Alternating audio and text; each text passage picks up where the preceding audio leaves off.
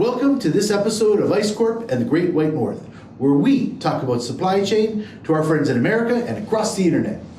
I'm Paul, So recently, the United States has been hit by two massive hurricanes that have obviously affected and been very tragic to people in the Texas and Florida state.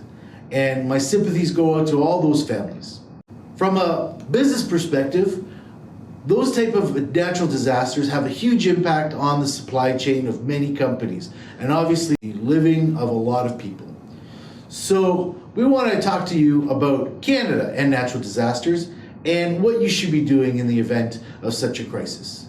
With Canada not being immune to its own natural disasters, like hurricanes in the East Coast, potential earthquakes out in the West Coast, and then floods across the country, those natural disasters obviously have a huge impact on the way the goods move and flow into Canada, including the people who are in this industry, in logistics, transportation, and supply chain. So if there was a natural disaster to hit the East Coast, like a hurricane, obviously it's going to affect the port of call for a lot of ocean cargo. If an earthquake ever hit or a tsunami ever hit on the West Coast, it would impact the way that goods flow in from Far East into Vancouver and obviously have an impact across the country. And then floods across Canada obviously would have an impact on the roads and rails to move goods and people across the country. So I want to talk to you guys about supply chain and how to deal with natural disasters. The first thing you should do in a natural disaster is make sure that you choose a point person. More than likely, because of your role as a supply chain professional, it's going to be you. And hopefully you've already built up some business continuity plans. You're going to be in charge of what are the priorities, what needs to be taken care of first. You're also going to have to also control costs. So there really should be one point of contact. The second thing you should be considering is visibility. If there's ever a time that you need visibility across your supply chain, it's during a crisis.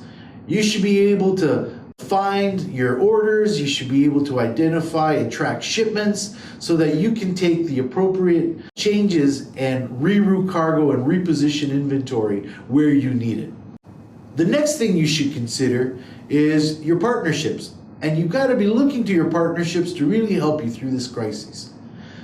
You're going to be depending on your suppliers, you're going to be depending on your logistics providers and transportation carriers. For obvious reasons, you're going to rely on them to reroute cargo, to reposition inventory, to move cargo where you need it, to hold cargo in the interim while you kind of get your own infrastructure back up to speed. Commonly, logistics providers and transportation providers are accustomed to coming up with the right solution for these type of situations. And leaning on them is a good thing. Lastly, the one thing that you also have to consider is obviously being flexible and remain flexible, because even though you might have the best laid business continuity plan, things are going to change. Roads aren't going to be accessible. Your people aren't going to be able to move into different regions of the country because of lack of water or food or accessibility. So you're going to have to think about different ways and alternatives to reroute your cargo that you never would have in the past. And remain calm.